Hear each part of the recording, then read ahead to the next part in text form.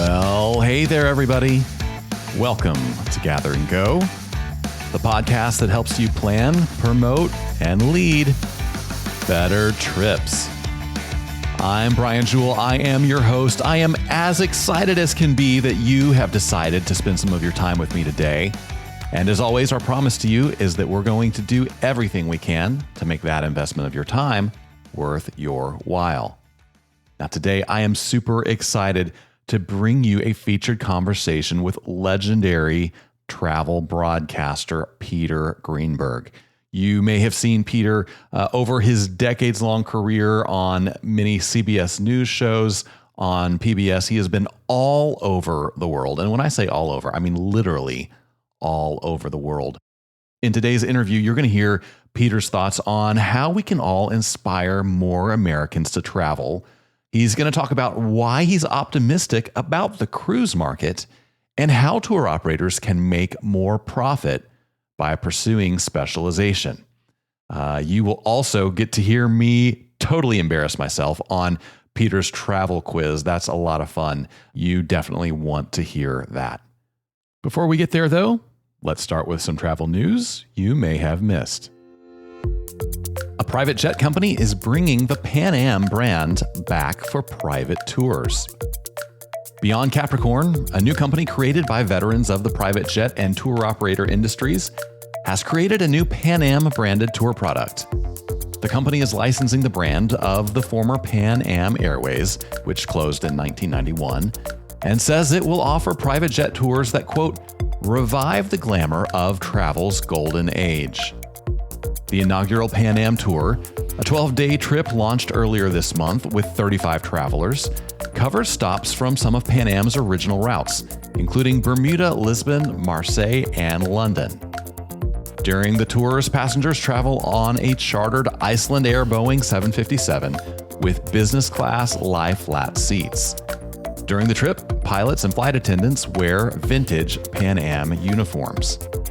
Beyond Capricorn is working on a 10-day holiday tour that will feature Christmas markets in Portugal, Austria, Germany, and Latvia.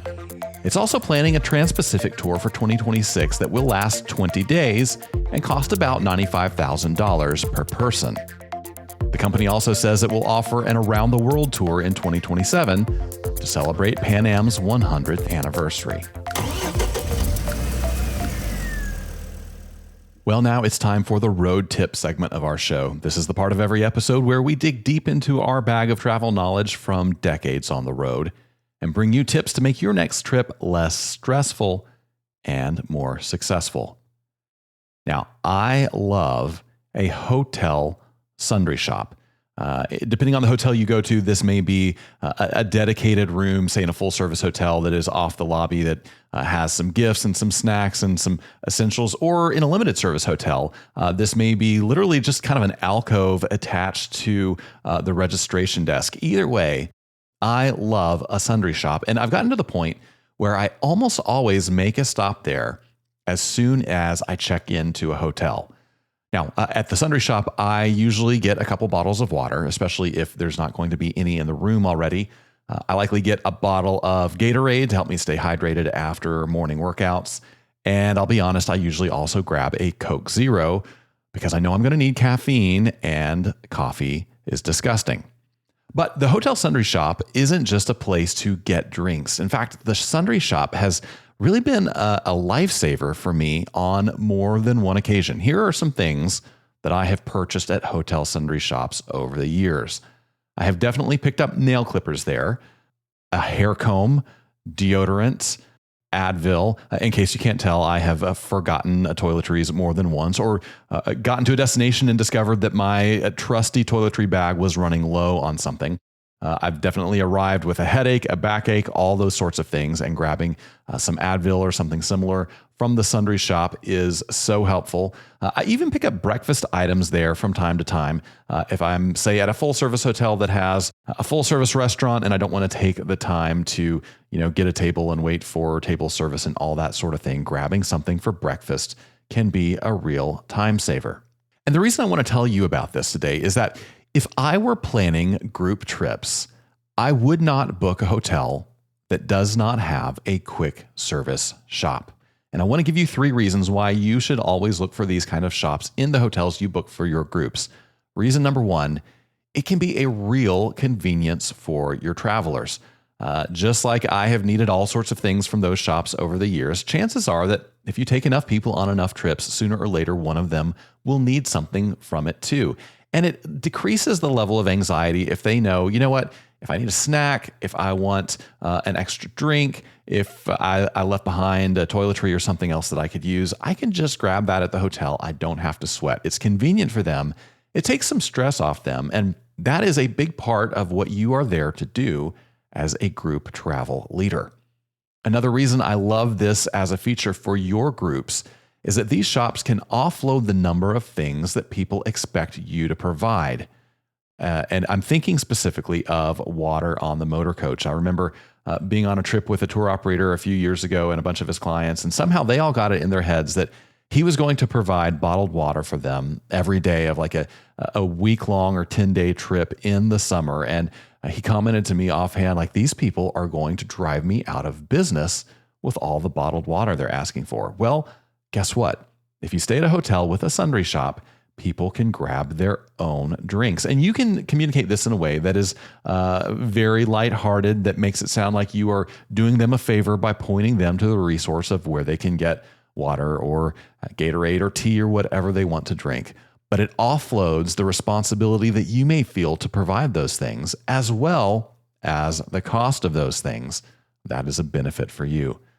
Finally, having a sundry shop at the hotel can cut down on the number of times you have to make an emergency run to a drugstore or supercenter to help absolutely yourself, but also your travelers. Again, if you take enough people on enough trips, enough times, sooner or later, someone is going to forget something. They're going to have a need come up. And while you may have to help them pick up a prescription or get them to a clinic if they're not feeling well, if they've just forgotten that toiletry item or they need something to eat outside of normal meal times, you don't have to take them anywhere if there is a shop in the hotel. Now, thankfully, more and more properties, especially new properties these days, tend to have those sundry shops, but not all do. So the road tip for today, as you're planning hotels for your group trips, make sure they have those shops on site and that they will be open to serve your travelers when they need it. That is your road tip of the week. Now, before we move on, I want to take just a minute and share a little bit of news from us. We have a busy summer and fall travel schedule shaping up, and I love getting to travel to tourism events and conferences and things like that around the country because it gives me an opportunity to meet you and people just like you. So I thought I'd fill you in on my summer and fall travel events so that if you're going to be in some of the same places, you can come and say hello. I'm going to be attending the Student and Youth Travel Association's annual conference. I'll be there in Savannah, Georgia, August 22 through 24. That should be a great time. I'm also going to be traveling with a bunch of tour operators for our on-site FAM tour in Alabama. Now, that tour is set for September 30th through October 4th, and registration is open. So if you are a tour operator or travel planner interested in seeing Alabama's cities firsthand, I encourage you to sign up for that. You can do it now at grouptravelleader.com/Alabama-FAM. After that, I'm going to be attending the United States Civil Rights Trail Connectivity Conference. That is October 28th through 30th in Atlanta. And then a couple weeks later, I'll be at NTA Travel Exchange in Ottawa, Canada. That is November 9th through 11th. And I'm certainly looking forward to being with the NTA community there. Now, beyond those events, you can also catch our staff at Going on Faith Conference, which is August 6th through 8th in the Cincy region, or the Small Market Meetings Conference in Buffalo, New York, September 16th through 18th. Wherever you happen to be, we would love for you to come find us at our booth. Come track us down on the floor. We love meeting you, hearing what you like about the show, what we could deliver on the show that would be more helpful to you and your travel organization. So if you are attending any of these events in the next 4 or 5 months, we would love to meet you there and hear what you have to say. Well, it's just about time for us to move into our featured conversation with Peter Greenberg.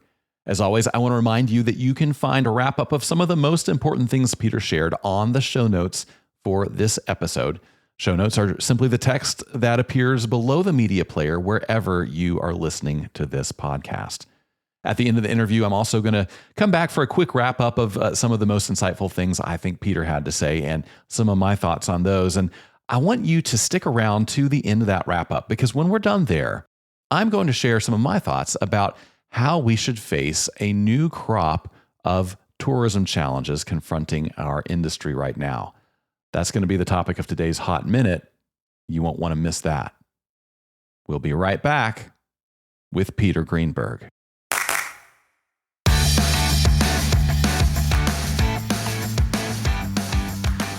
All right, everybody. My guest today is an Emmy Award-winning travel journalist whose work spans several decades and every continent on Earth. He's the travel editor for CBS News, where he contributes to CBS Mornings, CBS Evening News, and Sunday Morning. He also hosts The Travel Detective on public television and produces and co-hosts numerous other travel shows on PBS, Amazon, and Apple TV. Peter Greenberg, welcome to the podcast. Happy to be with you. Yeah, I am so glad to have you here. More than 20 years ago, when I started my career as a travel journalist, I picked up one of your books to try to figure out what the heck I was supposed to do. And it must have worked, because here I am more than 20 years later. So I appreciate certainly all the contributions you've made to our industry. I'd love for you to tell our listeners where you've been most recently and where you are going next. Well, my travel schedule is a little insane.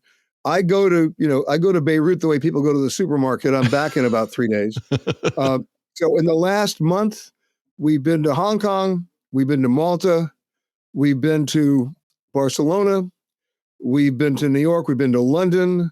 I came back from London yesterday. I'm now in Los Angeles, and I leave for Tampa on Wednesday to do another shoot, back to New York on Friday, and then I leave on Saturday for Chicago. Other than that, I can still remember what day it is. I was just going to ask, I know you've got a clock in front of you, but does your body really know what time it is? Well, I've been blessed. I only sleep about 4 hours a day. The problem is my body doesn't know when I'm not working. So Sunday mornings are because it still makes me get up at 4 a.m. You can't help it. No, I do know where I am, except for twice a year. I can't tell you when and I can't tell you where. I will wake up at some ungodly hour and have absolutely no idea where I am. But that only happens to me twice a year. So I'm planning for two very, very embarrassing times, and then I'm okay. Yeah, I feel that. I've had that happen to me. It's terrifying for, 10 seconds, and then you figure it out and, go back to sleep. Life's all good. Exactly. So if you were to meet 16-year-old Peter, what would he think about the life you lead and the career that you've had? Well, if I were to meet the 16-year-old Peter today, it would not be a pleasant conversation. And the reason for that is the world has changed so dramatically in terms of travel, in terms of tourism, in terms of geopolitics, in terms of travel and tourism as an economic driver, but in terms of AI, in terms of where we get our news, what we trust, how we share it.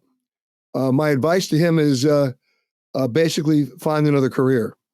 And no, it'd be in terms of journalism, and not in terms of travel. In terms of travel, obviously, it's the best thing that ever happened to me. There are 196 countries in the world. I've been to about 152 of them. Wow. I may not get to the other 44, but I am not complaining. I've had a chance, even with my crazy schedule, to do very, very deep immersions into people and culture and all things pertaining to those individual environments, always full of surprises, and then be able to share it with everybody else. It's still a sad state of affairs that only 38% of Americans have a passport. Yeah. That means 62% have made a conscious decision not to see anything. And that's, to me, that's a continual sadness, because we live in a global village. And how can you talk about Utah without talking about Ukraine? How can you talk about Wyoming without talking about, West Virginia and points east? I mean, that to me is very sad. I wish it got better. I wish our school system taught geography. How about that? When was the last time you saw a school teach geography? Yeah. Every year, I'm still having my conversation with my 16-year-old Peter, by the way. Every year, and I do it not at December. I do it every 3 months. I tell my audience, give yourself an early Christmas present. Go out and buy an atlas. Not the $50 coffee table version, the $12 paperback. Put it on your bedside table. And every night before you go to bed, open it up to a random page and wow yourself. Yeah. And it's amazing to me how many people don't do that. There are three kinds of people in the world. This is what I would tell my 16-year-old self.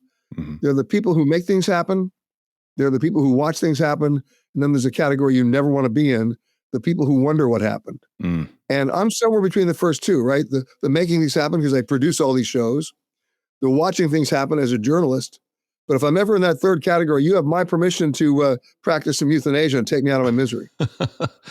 Yeah, boy, I understand that. When I was about 12 years old, somebody gave me an atlas. And I remember sitting in my bedroom just poring over it and looking at pictures. And I have a vivid image in my head of this picture of the Great Wall of China. And then 30 years later, when I was standing on the Great Wall of China, I thought, what is this life I'm living? That I'm literally in the pages of this atlas. It was amazing. Now what you do is go back to, if you still have that original atlas, go get a new one and compare them to see how much has changed. Countries that no longer exist, borders that no longer exist. I mean, it's a wow. Yeah, for sure. So that low number of Americans who hold passports, who are interested in traveling abroad, do you have any insights as to why that number is so low, whether that's data or just, kind of gut instinct? I think so much of America has made it, I don't want to sound like an elitist, but so much of America, or so many Americans, have made a conscious choice to be uneducated. There's this problem of a lack of curiosity and an overwhelming amount of fear.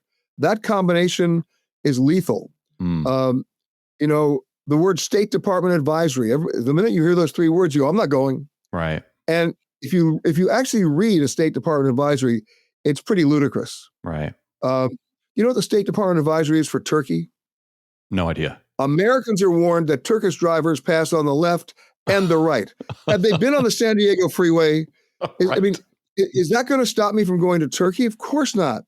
The one for Indonesia says Americans are warned to stay away from large crowds and avoid buses. Let me tell you something. I live in LA.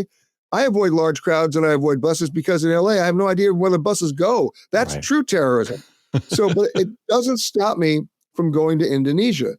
And so what I tell everybody is, look, you should read those State Department advisories, but get three other sources. Get the British Foreign Office, their advisory to their citizens. I happen to think they do a better job. That's all accessible online. The second thing is, with very few exceptions, anywhere you want to go in the world, there is an either daily or weekly English language newspaper that's published, that's available online. Read the last 30 days, and then you'll be able to make an informed decision.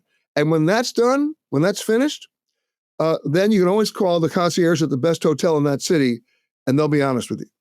Bottom line, if you just go based on State Department advisors, you'll become a barricaded suspect. You'll be in the basement safe room, and you'll never leave home. Yeah. You mentioned a lack of curiosity. I wonder if you have any ideas how those of us who work in the tourism industry full time may be able to help inspire curiosity among a population that's not going to get it at school or from, mass media. Well, what I like to do, and I do this with my audience all the time, is I ask them geography questions. And then we get into culture, right? So, for example, I'll give you one right now. And by the way, you're not going to get it. I promise you, you're not going to get it, but I'll surprise you, okay? Yeah. All right. Which country in the world has the most number of islands? Oh, gosh. No clue. I wouldn't even try to answer that. Okay, some people might say Indonesia, they've got 18,000. Wow. Some people might say the Philippines, they've got over 7,000, some say 8,000. The country that's got the most number of islands, this blew me away too, but I went there and it's true. It's Sweden. No way. They have 24,000 islands and nobody knows it. Wow. Now, if that doesn't spark your curiosity, I mean, we're just getting started, right? Yeah. Now, I'll give you a US quiz. This one you might get. Most people don't get them. Here we go. Name in this order the westernmost state in the United States, the northernmost, the southernmost, and the easternmost. So start with the westernmost. Westernmost, I'm assuming is Hawaii. Okay, that would be incorrect. Next. Northernmost, I'm assuming is Alaska. Okay, you got that one right. That was a no-brainer. Okay, southernmost. Southernmost state. Can I look at the map to my side? No, no. I believe it's Texas, or is it Hawaii? I'm not sure. Well, make a choice. I'm going to say Texas. Okay, that's your second incorrect answer. Crap. Now, I'll give you that answer in a second. Now, we did west, we did north, we did south. By the way, the answer to south, you almost had it right, is Hawaii. Okay.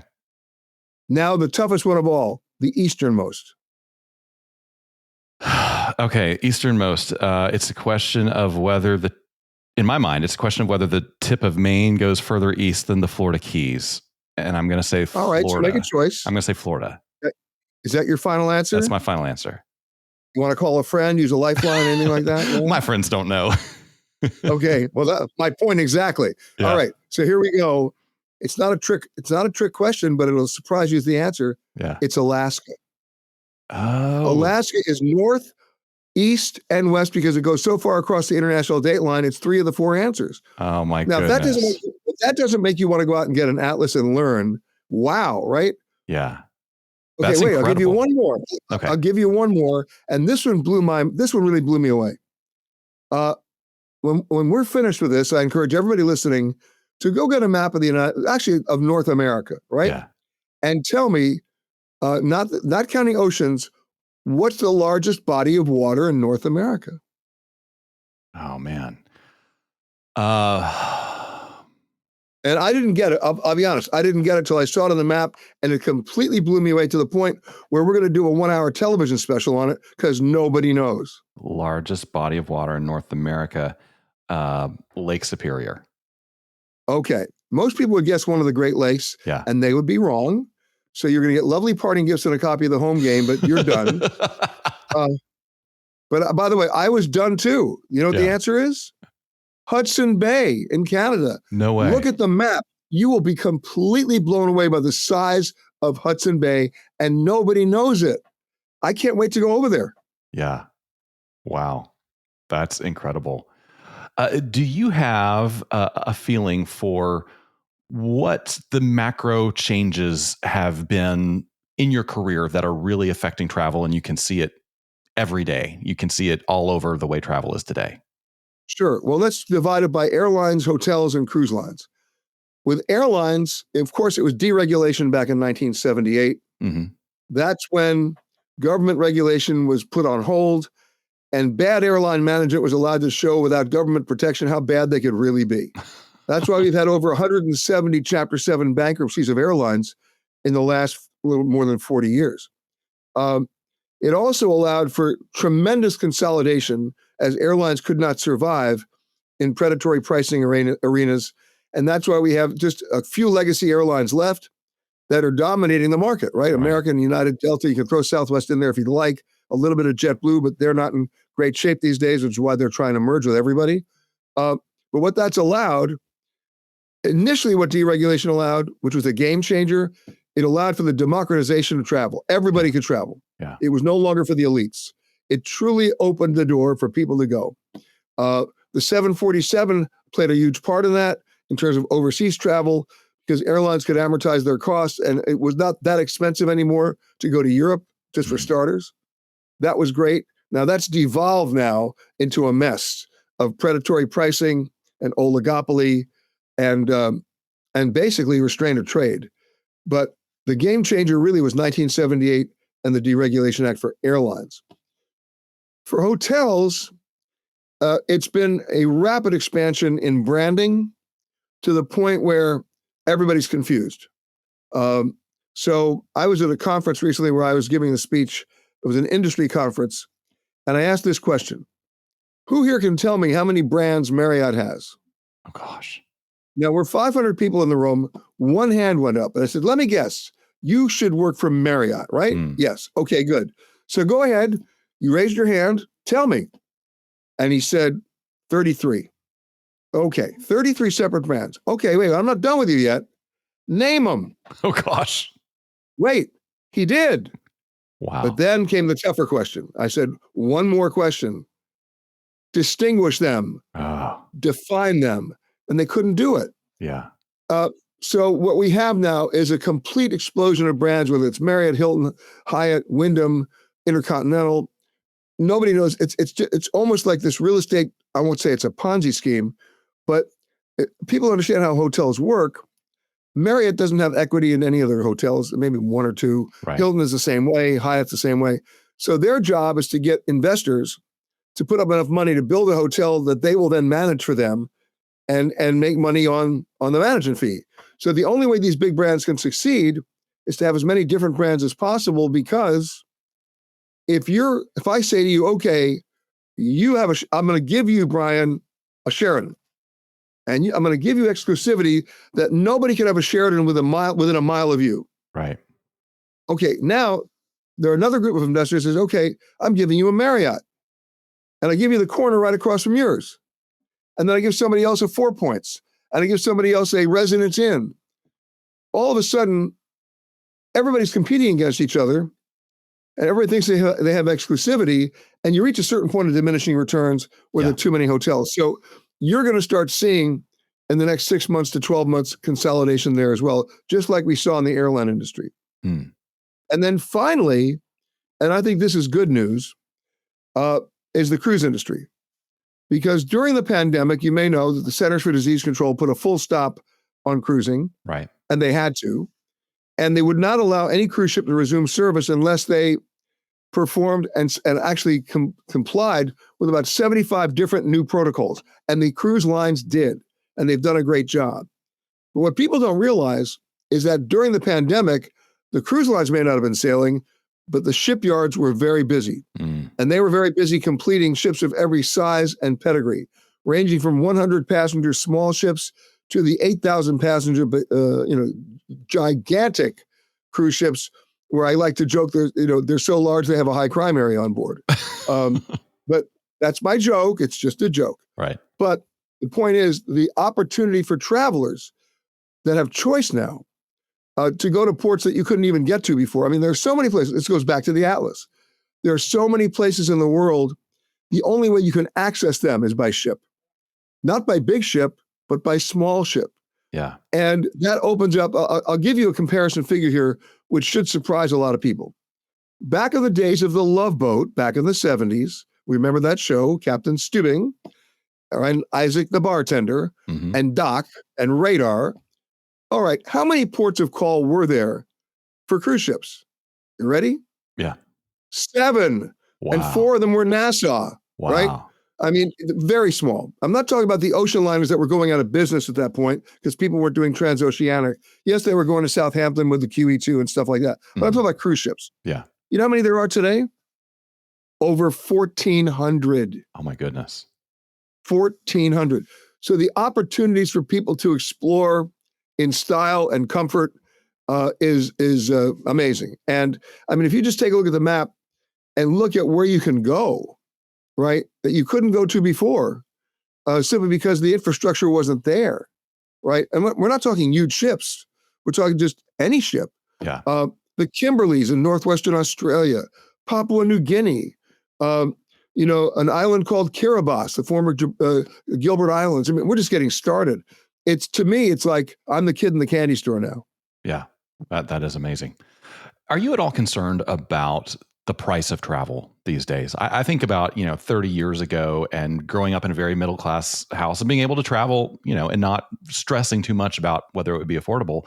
And I see hotel rates in some cities these days, $400 or $500 a night. And I wonder. Oh, and higher and higher. Yes, exactly. I wonder if it's becoming a luxury good in a way that it wasn't when I was growing up. I'd love to hear your thoughts on that. Well, we have to divide it by what constitutes a 1, 2, 3, 4, or 5-star hotel, right? What most people don't realize is once you get outside the United States, a star rating has nothing to do with the quality of the hotel. Right. It's a tax designation given by a government that reflects the charge that they're putting on their room rates. Wow. So a 5-star hotel is just the most expensive hotel in town. It could suck, right? And sometimes they do. Yeah. Here's the interesting thing. In the post-pandemic world, especially at the luxury level, the 4- and 5-star hotels have more often than not made a choice. And the choice is we'd much rather be half full, but charge $1,000 a night than full at $400 a night. Mm. They don't want to discount anything. They want to maintain what they call their rate integrity. Yeah. That only lasts so long. That's what's happening now. That's what you're noticing now. Yeah. However, there are great deals, but here's the mistake that everybody makes. And I bet you make the same exact mistake. Ready? Mm-hmm. How do you make your reservations? I Google something, book it online. You go online. Okay. So far, you're not doing very well today, Brian. Okay, here we go. You ready? Yes. What you see on your, and I know why you go online, because it's expedient. You can do it at 3:00 in the morning you, in your bathrobe. God forbid you don't have to talk to a human being. And then you see these little keystrokes and you hit them and you're so proud of yourself and you're already disadvantaged at that point. And the reason for that is you're not seeing all the inventory. You're only seeing the inventory that online travel provider has been given by the main travel provider. So when you see a little box that says only 3 seats left or only 2 rooms left, that's a blatant lie. That means only 2 seats left in their allocation that they got from the airline, or 2 rooms left in the allocation they got from the hotel. There could be so many seats on that plane, you can go bowling on the plane, but the point is you don't know that. Yeah. So I use the internet to research. I do not use the internet to buy. For all sorts of reasons that can start and end with dynamic pricing and cookies and algorithms and AI. But even if those weren't in place, you're still not seeing all the inventory. So we just did a story on one of my PBS shows called Secret Flights. Flights that don't show up on your screen because it's biased, that are not only amazing, but are available to you at much less pricing. Let me give you an example. You want to go from New York to Milan. More people would probably fly an Italian airline or Delta United or Delta United or American. Okay. How about Emirates? How'd that happen? Why is Emirates flying from New York to Milan? Because of an international agreement called the Fifth Freedom Flight, and there are dozens of them that allows an airline not based in country A to fly from a city in that country to another city where they're not based and still take passengers as they're en route to where they're based. So that New York to Milan flight then continues on to Dubai. Yeah. You want to fly from Frankfurt to New York? This is the real winner. Singapore Airlines. Who knew? Yeah. Right? Because it starts in Singapore, stops in Frankfurt, continues to New York. So you can also fly New York to Frankfurt because when it finishes, it goes on to Singapore. The craziest ones, how about Buenos Aires to Sao Paulo? Wow. Turkish Airlines. What the hell is, well, the plane starts in Istanbul, stops in Buenos Aires, shuttles to Sao Paulo, and flies back to Istanbul. Now, let me give you some pricing. My airfare in business class on the Buenos Aires to Sao Paulo flight, on a brand new 777 with as much baklava as I could eat on the plane, was $100. You're kidding. I'm not, because we've been steered to become dependent on, and some might even argue obsessed by, the internet. No. If you go to our website, which has the imaginative name petergreenberg.com, you'll see that story. And you'll see that there's so many of those flights, but nobody knows, right? Yeah. That's a good reason why you need to have the big C word, conversation with the airline directly or with a travel advisor. You know, people think travel advisors are dead. No, they're bigger than ever. Yeah. They just specialize now. And that's a big difference. But bottom line is, that's a partial answer to your question, which also gets back to your hotel question. Because, you know, if you go online and you see, let's say Expedia has a hotel room for $200, the merchant markup for Expedia is 30%. So that means, right, $60 of that $200 goes to Expedia. The hotel never sees it. Yeah. Right? So if you know that, what's to prevent you from calling the hotel directly and offer them $150? That's still $10 more than they're going to get from Expedia. Do the employees at the hotels feel like they have agency to take a deal like that? An unsold hotel room is revenue they'll never recoup once the sun rises. And by the way, you're not talking to reservations. That's the worst thing you could do. If you call hotel reservation, they'll either route you to an 800 number that has no ability to negotiate anything, or they're not empowered to give you a yes. No, you call the hotel and ask to speak to the MOD, stands for the manager on duty. Introduce yourself, let them know you're looking forward to coming to the hotel. what's the best rate they can give you? And if they say, well, it's $200, you say, wait a second, that's what Expedia is offering, and they're only going to give you $140 out of that. So why don't I give you 150, and it's a win-win for both of us? Yeah. Now, any moron can do the math at that point. Yeah. Wow. That's incredible. Now, you mentioned specialization. A lot of people listening to our show specialize in package travel. They're tour operators. They package transportation, accommodations, activities. Is that a part of the industry you have spent much time with? Do you have any insights on how it's evolving and what the future might look like for that segment? That has evolved in a very good way because, I'm a huge fan of travel agents and travel advisors. They proved their worth during the pandemic by advocating with no commission on their part at all to get refunds for their clients and to help them out when they were completely stranded. They're back bigger than ever, but we now live in a world of specialization. So I use about 6 or 7 different travel agents based on either where I'm going or the experience I want to have, right? So if I want to do a barge trip in France, there's a travel agent or a tour operator that does nothing but that.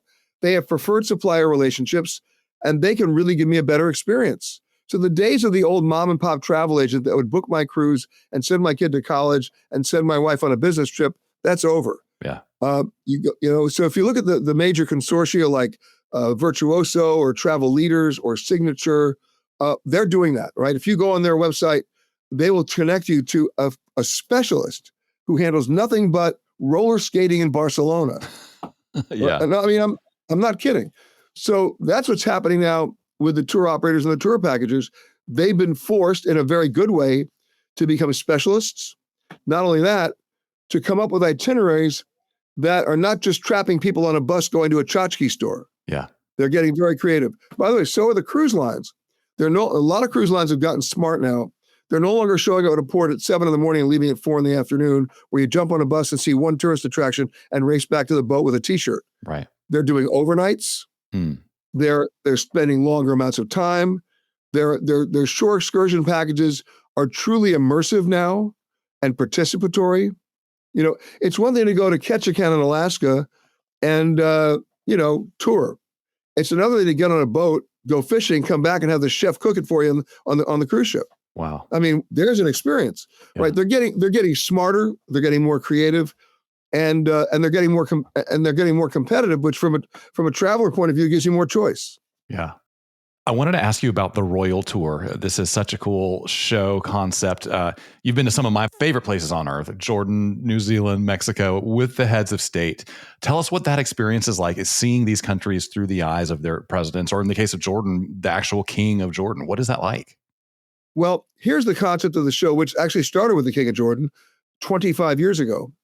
I came up with an idea to go to a sitting head of state, king, president, prime minister, sheikh, and we call it our impossible show, and get from them the impossible. I get them to give me 8 days of their schedule devoted only to me 24/7. Whoa. We send their gatekeepers home.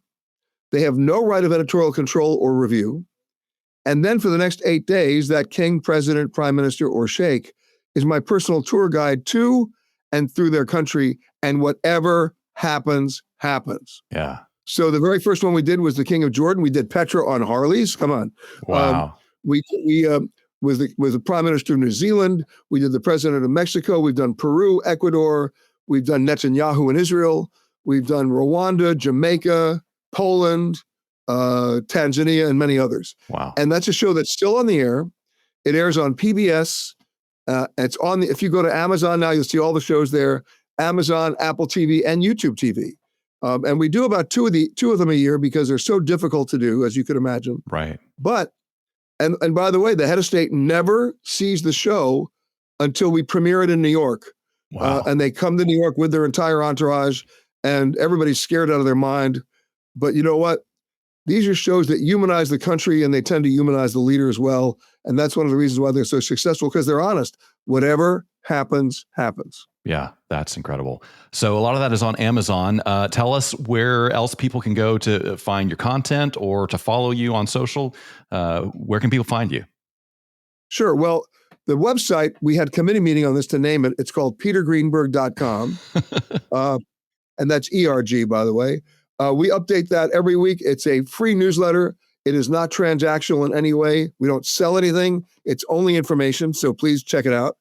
Of course, our shows air on PBS stations across the country. We always like to say, check your local listings. Mm-hmm. But they're also about 45 days after they premiere on PBS, they're available on Amazon Prime, Apple TV Plus, and YouTube TV. And last but not least is our radio show, which we're now in our 28th season on CBS. And this will give you an idea of my travel schedule. We are a 3-hour show every single week from a different location in the world. Every single week. Peter, you got a few decades on me, and I don't think I could keep up. That's incredible. It's not a race. It's not a race. Believe me. Don't worry about it. Well, before we let you go, we got some questions we ask everybody, and these are just for fun. So no pressure. Shoot from the hip. When you travel, do you like to have a window seat or an aisle seat? Window. Yeah. And there's 2 reasons for that. Not because I'm looking out at anything exciting, but because, you know what? I'll go to the bathroom before the plane takes off, and I'm not moving from that seat. I will be asleep before the wheels are up. Wow. I put on my headphones, get the playlist going. I don't want to talk to anybody. It's my only chance of quality sleep. How about that? Yeah. And that's why they do the window seat. Yeah. All right, everybody. If you find yourself next to Peter on a flight, do not try to talk to him. He does not want to talk to you. So what's something in your carry-on you wouldn't travel without? Oh, you're going to laugh. Gorilla tape. Really? Yeah, because it fixes everything. Whether it's in your hotel room, whether it's a chip somewhere on a sink, whether it's a bag that got cracked or a luggage handle that needs fixing, or you need to send somebody something as like a FedEx or something, that's the tape you want to use. I mean, not just Gorilla tape, any of that strong fabric tape. Yeah. I always bring it. And of course, a flashlight. Yeah, for sure. Great tips. If you had a week with nothing else to do and an airline that was willing to take you anywhere you wanted to go, where would you head next? Well, I'm going to give you a different answer for that because I'm traveling 300 days a year by plane. So when I got married, everybody offered me a wonderful destination for our honeymoon. And I looked at my wife and she looked at me and we said, we're staying home. Absolutely. Our honeymoon was home. It was the best. Seriously. Yeah. And so one thing you don't know about me is I'm also a fireman in New York. No kidding. And I've been a fireman since I'm 18. And I'm on duty 3 days a week, 7 months a year. So this week I'll be on duty Saturday and Sunday. The following week on duty Friday, Saturday, Sunday. So I always fly back for that. And it's on a beautiful location in New York on an island. And so every chance I get, that's where I'm going to be. Can't blame you. That sounds amazing. Last question is, what's one thing you have seen or done on the road that you wish you could go back and experience again with somebody you love? Well, let's get back to the traditional, not the traditional, my definition of travel. Travel is by definition an experience meant to be shared. And so the real answer I can give you is anywhere in the world. It could be Cleveland or Calcutta. If I'm with my wife, that destination becomes special. Yeah, couldn't say it any better. Peter Greenberg, thanks so much for joining us. It's been a pleasure. You got it, man.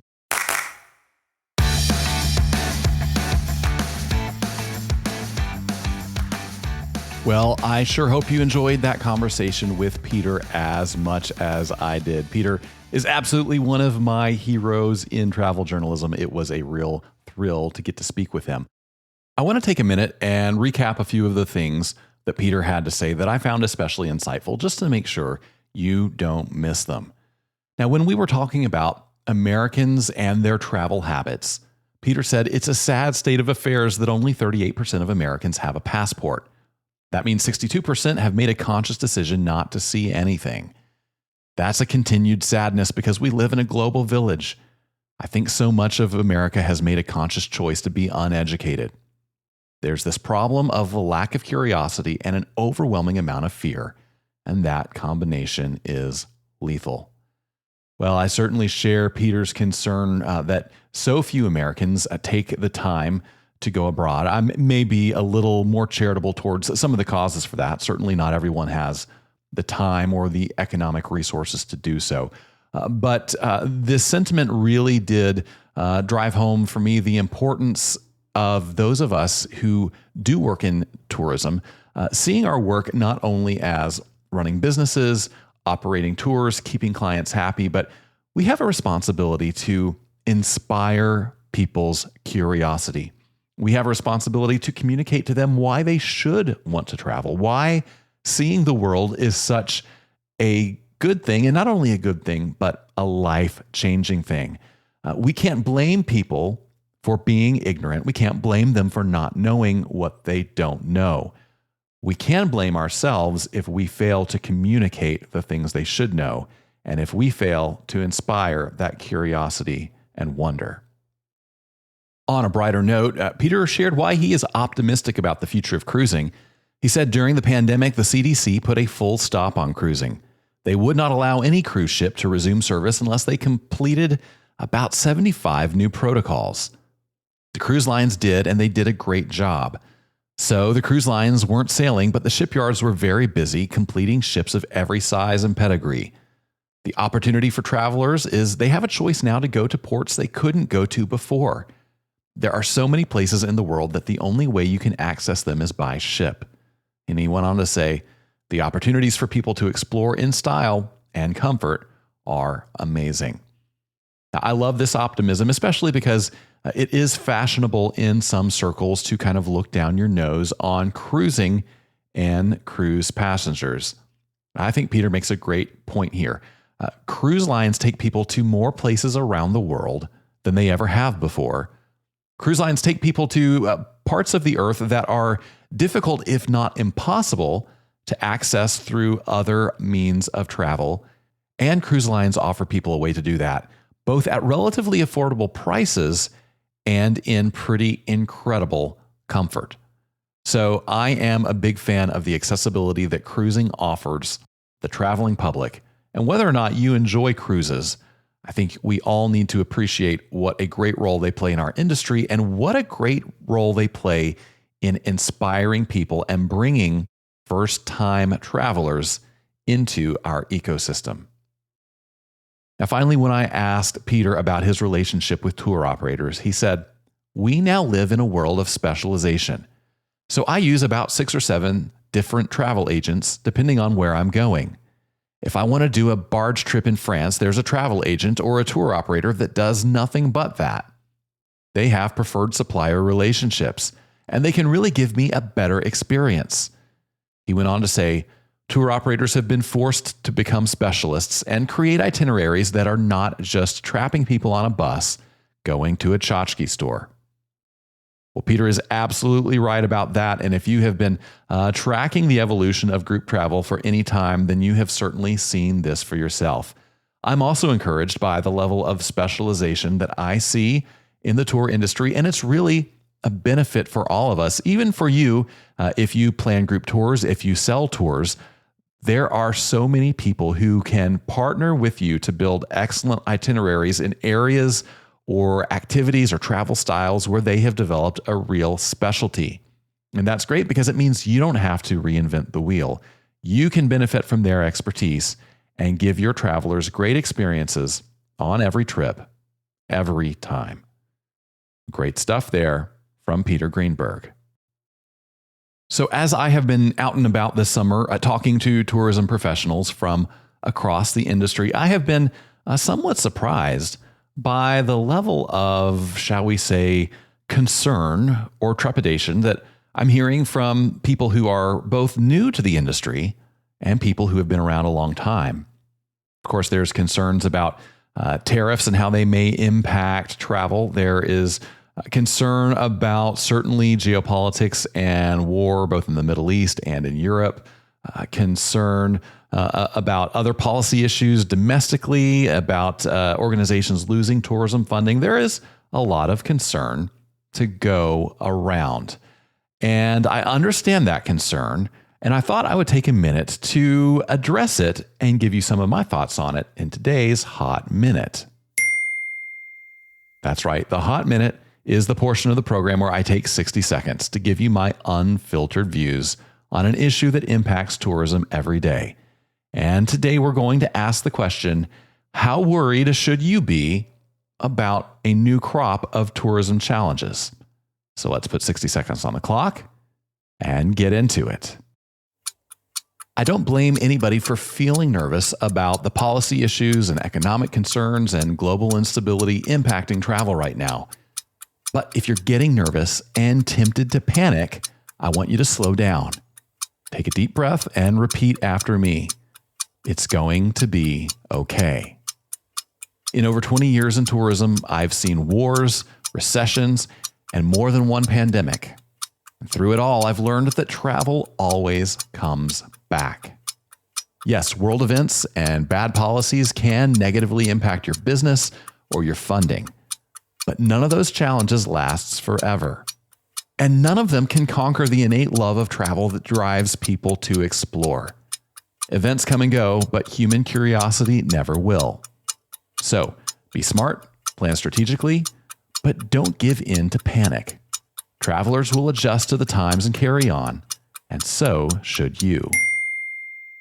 Well, that's the Hot Minute. That's how I see things anyway. Of course, as always, you're welcome to disagree with me, and we can still be friends. And hey, whether you agree or disagree, we would love to hear from you. You can send your thoughts, questions, or your doomsday scenarios for the future of travel to podcast@grouptravelleader.com. I read every email that comes into that account. I really do love hearing from you. And hey, you never know. Your thoughts or ideas might just be the topic of the next Hot Minute. And hey, while you're in the mood to give us some feedback, would you do me a big favor? Would you go to your favorite podcast playing app? And if you haven't subscribed to the show, then by all means do that there now. And if you could also give us a rating, leave us a review, those are super helpful. And I'm so grateful to everyone who has done that so far. My thanks as well to Peter Greenberg for joining us today. On the next episode, I'm going to bring you a really helpful conversation with entrepreneurial finance coach Lauren Rilling, who's going to help you understand how you can better manage money in your travel company. You're not going to want to miss that. Until then, though, remember this. At the end of the day, we're all on this trip together, so let's make it a good one. See you next time on Gather and Go. Gather and Go is hosted and executive produced by me, Brian Jewell. Our publisher is Mac Lacey. Our creative team includes Danya Simmons, Ashley Ricks, and Rachel Crick. Our sales manager is Talisa Reck. To advertise on the podcast, call Talisa at 859-253-0455. Gather and Go is a production of the Group Travel Leader. For more information about our magazines, podcasts, and events, visit us online at grouptravelleader.com.